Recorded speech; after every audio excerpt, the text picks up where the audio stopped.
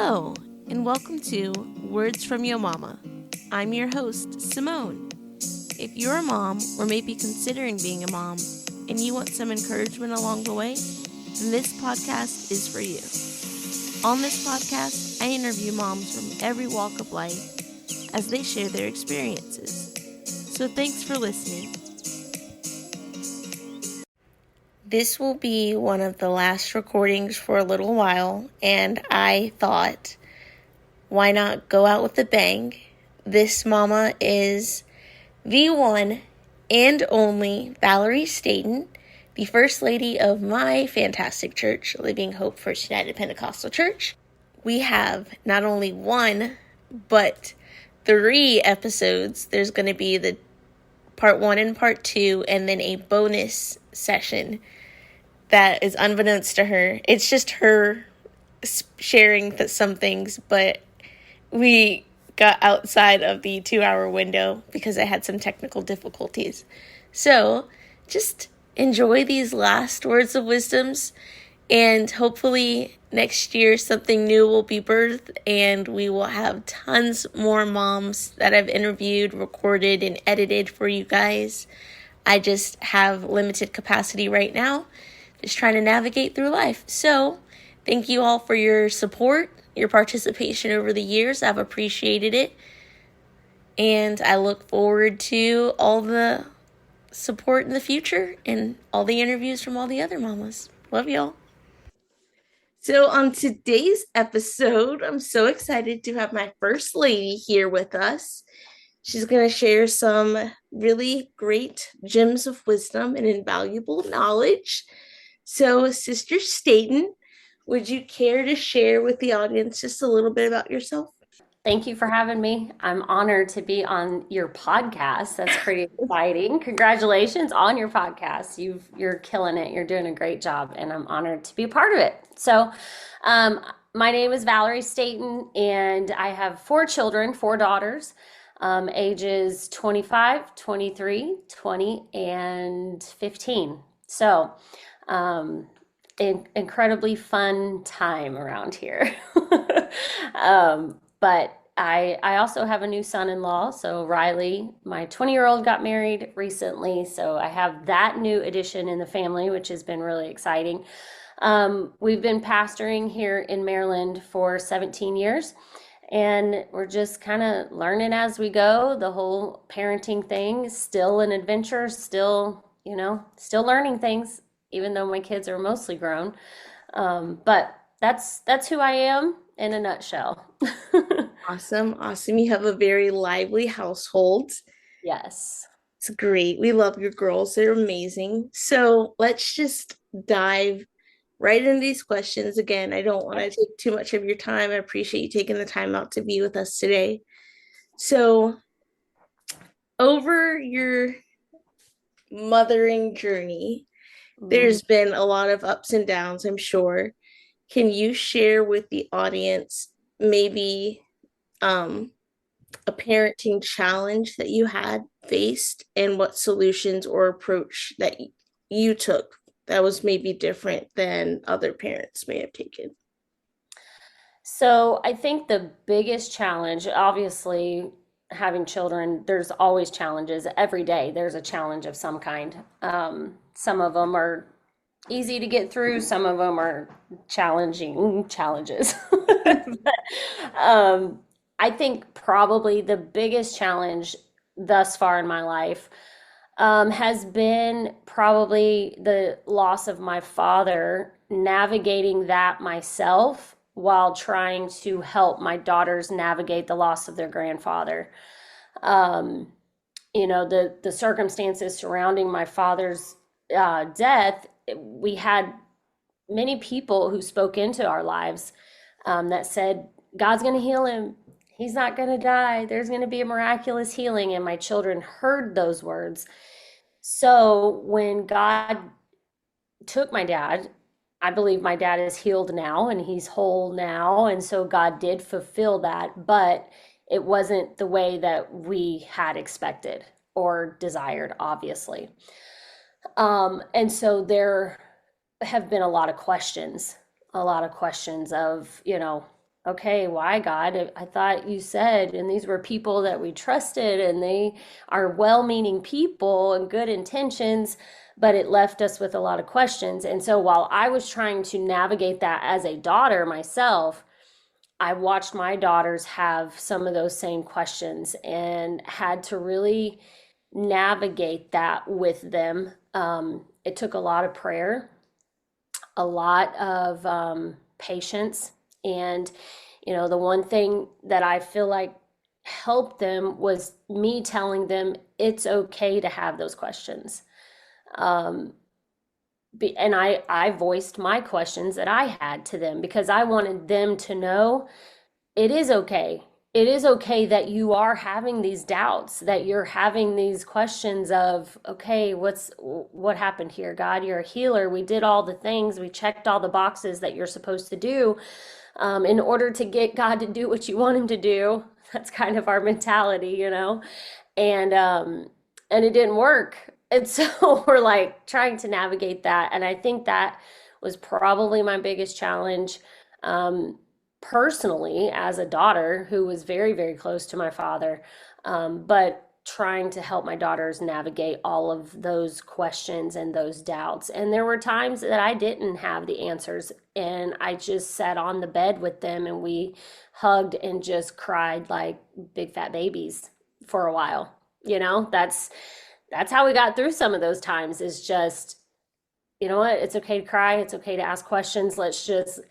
Let's sit in this grief for this moment. We can't live here, but we also can't cover it up and act like it's not there. And I don't mean this term negatively, but we can't just be like, oh, well, that super spiritual mindset of I have no questions. I just totally trust. And, because if I would have come at it from that standpoint, when they did have questions and they were dealing with some doubts, then they would feel like they're heathens and they have no faith and they're terrible Christians. Um, so I had to make sure that we took time to kind of just sit in that for a little bit and say, you know what, it's okay to grieve and it's okay to ask the questions, and you can ask them. I don't know that God's going to answer us. Up to this point, we haven't had this moment where God was like, here is why, he hasn't written the answer on the walls or spoke to us audibly. But that's where a great lesson in trusting God has been. It was an opportunity for me to tell them, look, I have the same questions, I have the same doubts, but this is where trusting God, this is where the rubber meets the road in that whole trust thing that we talk about all the time as Christians. Easy to trust when God's doing everything you want him to do, when things are going great. It's not so easy whenever you don't know why he's doing what he's doing. Yeah. So that's probably, a long answer to that question.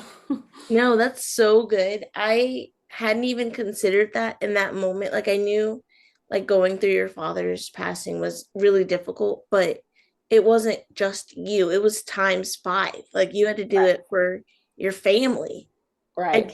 I never had that perspective when you were going through it. I'm like, oh, everyone's there to support her. Like we're all there. Like we have her back. But you had to help process that for your family as well, and Yeah. not even just for your household, even like your Yeah. brothers, like in their family. Like, wow, that was a great answer to a real challenge in a lot of people's lives, because normal situations you don't know how to process grief, but how do you process grief for your kids? Yeah. So Yeah. thank And you for that. that was the biggest, that was the most loss any of them had seen up to that point in their lives. The death of somebody very close to them. So it was all new territory for all of us. And it took a lot of patience and prayer. And I reached out to friends of mine that helped me through that. Um, and I would go to them and say, I don't know what to say, I don't know what to do when they come to me with this. I'm at a loss for words, and am I failing them as a mom? And there was just a reassurance there from people in my life that spoke into my life and said, it's okay that you're feeling that way. And it's okay that your daughters are feeling that way.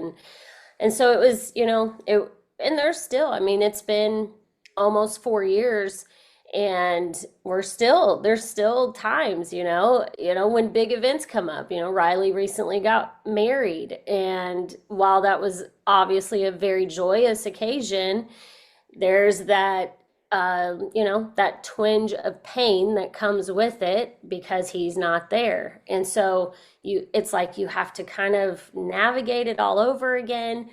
It's an interesting, you could probably do a whole podcast on grief and you probably could, and it would be a really long episode, but grief is a very interesting thing. And when you're trying to navigate it yourself along with the people in your home, it requires, it's a challenge for sure, but God has helped me absolutely. Yeah.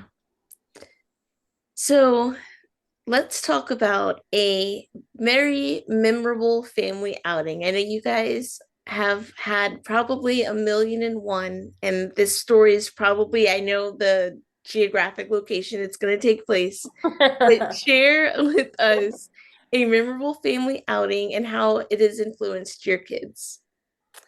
Well, we've always tried to prioritize family time. Obviously, being in ministry, we have felt like it's very important to make sure that we take time to just focus on our family because at some point in our lives, we're not going to be pastors.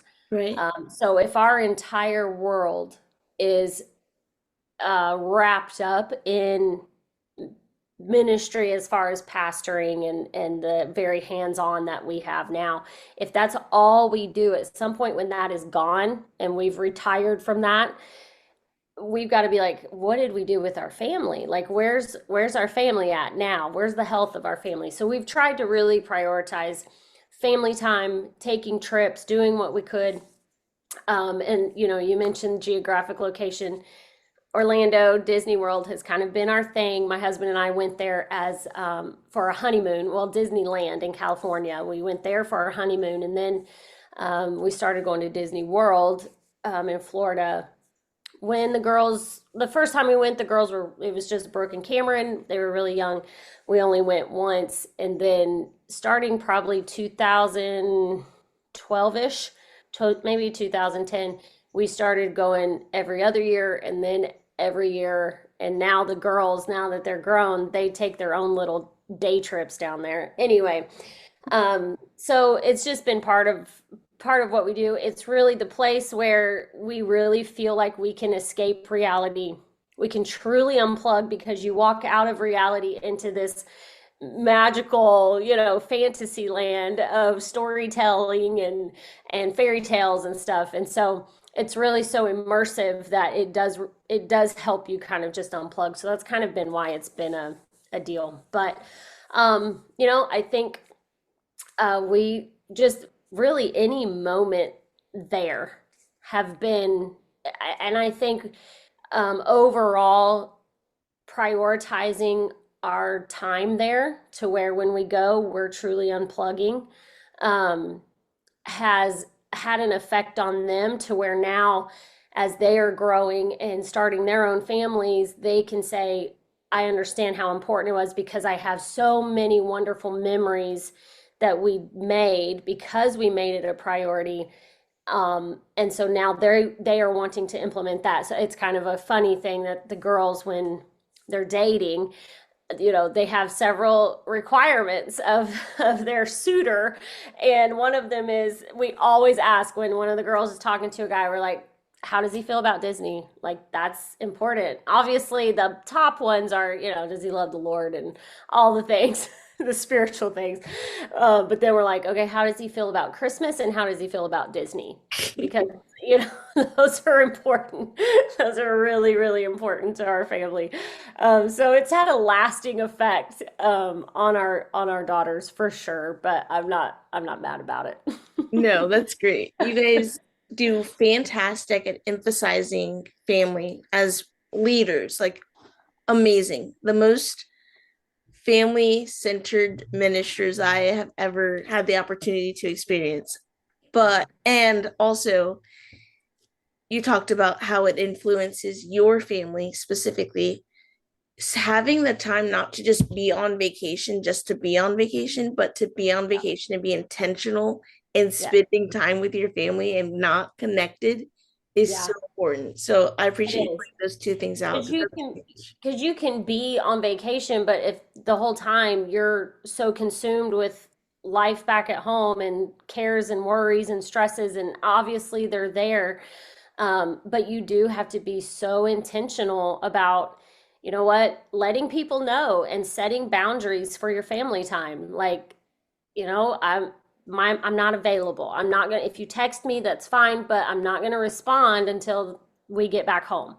And I think people appreciate that, like clarifying those boundaries for people. They appreciate that. And like I said, at some point, we're not going to be the pastors of Living Hope. And when we're not, we have to look and say, okay, what do we have now? you know, what we invested in our children is what really is going to last, Yeah. um, as far as family is speaking. So, Yeah. Let's talk about some highs and lows. Let's share, if you would, some mistakes maybe you've made as a parent and important lessons that you've learned from those. wow, mistakes as a parent could be its own entire podcast, not just an episode, but like a whole Series. podcast series. I think, and I was thinking about some of these questions too. Kind of ways. There's a question that you had mentioned about three ways that my children have helped me grow. Mhm. So it kind of plays in with those, and I just jotted down a few things. One is consistency. I think probably one of my biggest mistakes, as a parent, was not holding my ground in some areas. When Not that they were always pushing the envelope. Well, kids are kids. When they were younger, kids are always going to see what they can get away with. They're always, it's just human nature. I mean, we do that as Yeah. Christians sometimes, we're like, okay, what can I do and still go to heaven? Or, we're always pushing the envelope. And I think, being a parent has taught me that you've got to hold your ground. You've got to be consistent. And as my husband and I, we may disagree on something, but when we come out of that room, we got to be on the same page. It's like we got to go in on a unified front Yeah. and be on the same page on this, and be consistent with things that we've asked of them, things that we've, not, I hate to say the word rules. I know people don't like that word, but boundaries, things that we've put into place, as the girls were growing up. I learned, some lessons the hard way. Like I got to get better at being consistent, and holding my ground on some things. The other one would be patience. Um, when they were younger, I would get, you're just impatient. You have these expectations, whenever you're a new parent, you have these expectations. I think it's funny because, as singles and before you're married and have children, you're like, my children will never do that. My children, absolutely not. In fact, I saw a thing posted today on Facebook. It said, just when you say my child will never do that, they go nevering like never before. I'm like, that is so true. Like you have these expectations before you have children that yours will be different. Yours will not do that or will do that. And so you can get impatient with them whenever they're not meeting those expectations. And I learned, as a young mom, which I became a mom when I was 20. I got married at 18, had Brooke when I was 20 years old, literally on my 20th birthday. And so I was very young. And so and then I had Cameron 2.5 years later, and then Riley 2 years after that. So I had three under the age of 6, you know. So it was, there was times when I had no patience, but they've taught me to be patient. Just let them grow. Growth is a process, and we teach that in the church, let people grow. Don't, when they come into the church, you can't just expect for them to be perfect. They're not going to be. It's a growth process. Yeah. And we are patient for the most part. We try to be patient with people as they come into the church and they're new followers of Jesus, and they're learning all the things, and we're patient with that. But sometimes our kids, we're like, come on, 6-year-old child, why aren't you acting like a 20-year-old? What's your problem? you know so learning to be patient, um, that was probably a really big lesson I learned when they were young. And even, each season brings new challenges. When they're little, you're trying to be patient with them and they're just frustrating you and you get overwhelmed and everyone's crying or fighting over Barbies or whatever. And now, it's a different season that I'm still needing to be patient because they're still learning. I mean, we never stop learning, no matter how old Right. you are. We should always be striving for growth. Right. And I've learned to just be patient and consistent and repeat the things, that I want to teach my children, and just let them grow into that as God helps them. The other thing I think would be perspective, especially as adults. They have helped me see things from a different perspective. Um, my personality type, I'm pretty, and this is me being transparent, I'm pretty set in my ways. Like, I'm like, this is how it is, and this is how it's Yep. going to be. You're not going to change my mind. Like, I know what I'm talking about. and, so, and there's been many times I really actually don't know what I'm talking about. Um, especially because we are so different, my girls and I, in our personalities. Some of them are a little bit more like me, but then I have a couple of them that are just completely opposite from me. And they are the ones that have really helped me kind of see things from a different perspective. One of the things my husband does with his leadership is he talks about, it's called the five voices, and it's kind of like the way you communicate, your communication styles, and how, the most effective communication style that you have, and how you communicate with others and all those things. Well, we did it as a family to where we each identified kind of where we are. He does it for team and corporate leadership training and church leadership training, but we did it as a family. And that was so eye-opening for us. And this was recent. So, I mean, this wasn't something we sat down and did 10 years ago. This is recent that we sat down and did it. And it was so eye-opening to see, okay, so when she does that, this is what she's trying to communicate. Instead of me seeing it through my own perspective and jumping to conclusions and to assumptions and then responding to that out of a knee-jerk reaction, now I'm kind of getting some understanding. Okay, so when she gets defensive about this, it's not necessarily about me, it's just the communication. Yeah. Anyway, it's been a great tool, honestly. And probably over the last year and a half, we've really kind of, it's really improved our, because we all have different, we are in the same home, raised, they were all raised in our home and we taught them, but they still have different opinions on things. Yeah. It's helped us communicate better, and helped me as a mom to see things from a different perspective, instead of being like, no, this is the way it is, and I know this is what you meant. And we Yeah. get that way, and you're like, I know what you meant. You meant da da da da, and then the defenses go up, and then there's an explosion of emotion. Yeah. So, but yeah, I think those are three big lessons I've learned: is consistency, patience, and perspective.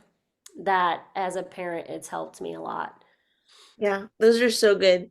I love the perspective part because there's so much to that. Like we could again build a podcast just off perspective because I think I heard Carlton Coon say that obstinance is not obstinate all the time. Sometimes obstinance is a grace building opportunity. And Yeah. you'd Good. even talked about how like getting a different perspective of their reaction and response is Yeah. totally eye opening.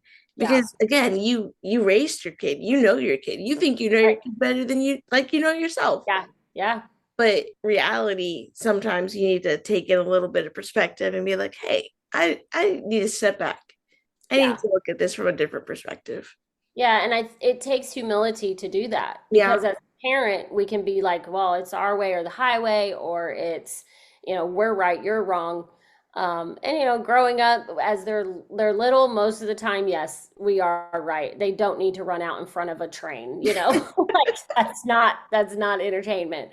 But as they get older and form their own opinions and feelings about things, now, obviously, the big things, value stuff, morals, we're all on the same page. right. But there's different things on, just different perspectives on things, and it's helped me to step back and go, okay, let me think about this instead of just reacting.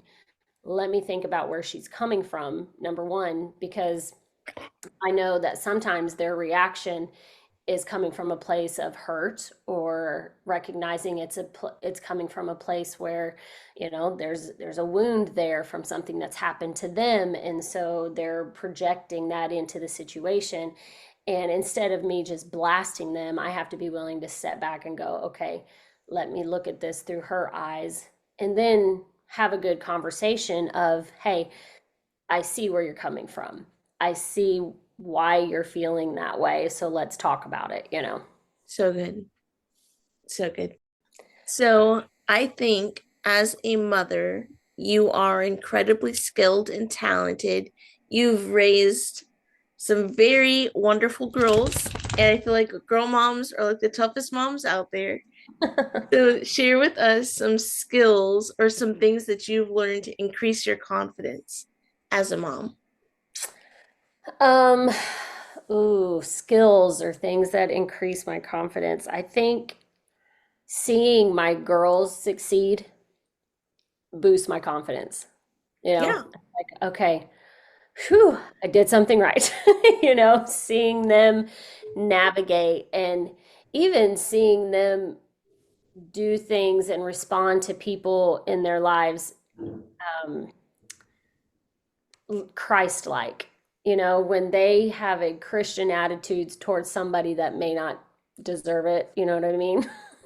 yes. um, because we all have heard mama bear, we've heard that term. And so sometimes when my child is hurt, I'm like, all right, let's go get them. Here we go. Like, and watching my girls be like, Mom, it's okay.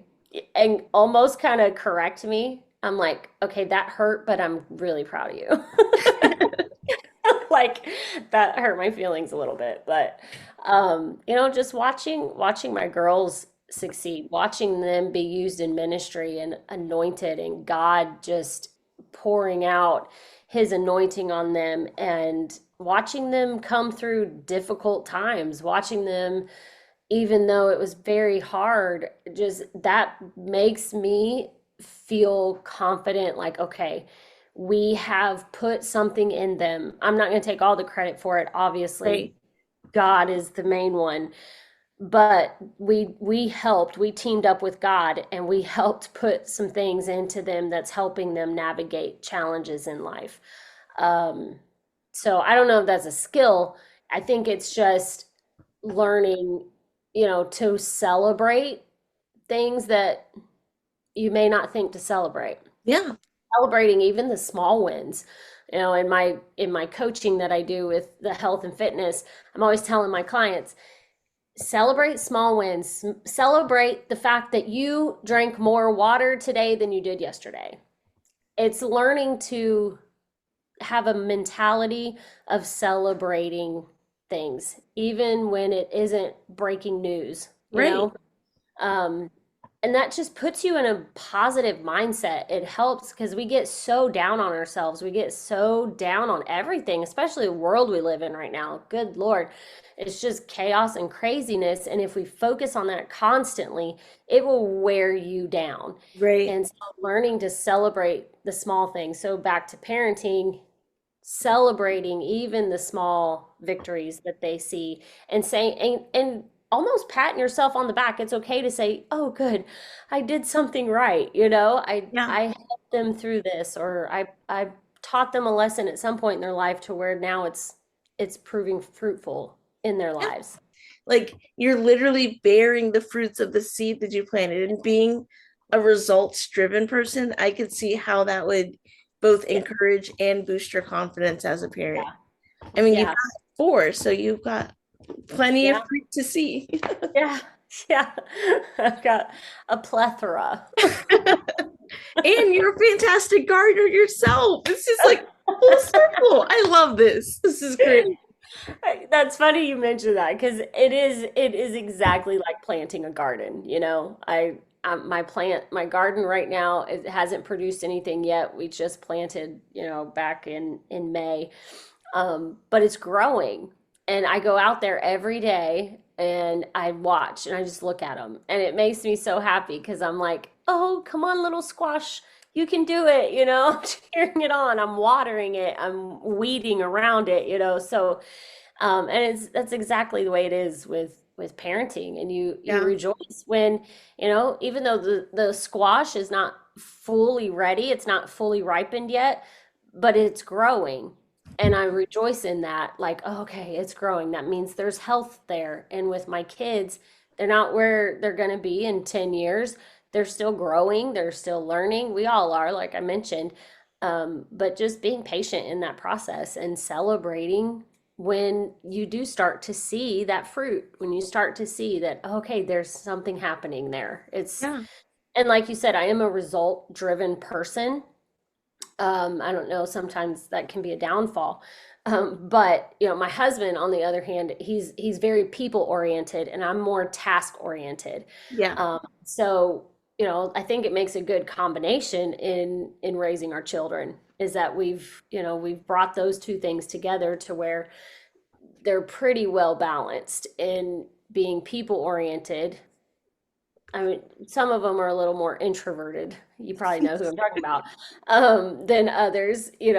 I've got one who is a social butterfly who loves to be around people, constantly has to be around people. And I've got another one that's like, people. Oh, yeah, there's people around, and she gets that probably from me more so. But they're learning how to be both, be a people person and have expectations of tasks and have wanting to see results. I want to see results. Give me Yeah. the data.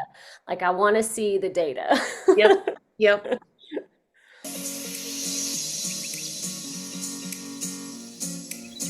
Well, that's all we have this week. Be sure to tune in next week for more Words from Your Mama.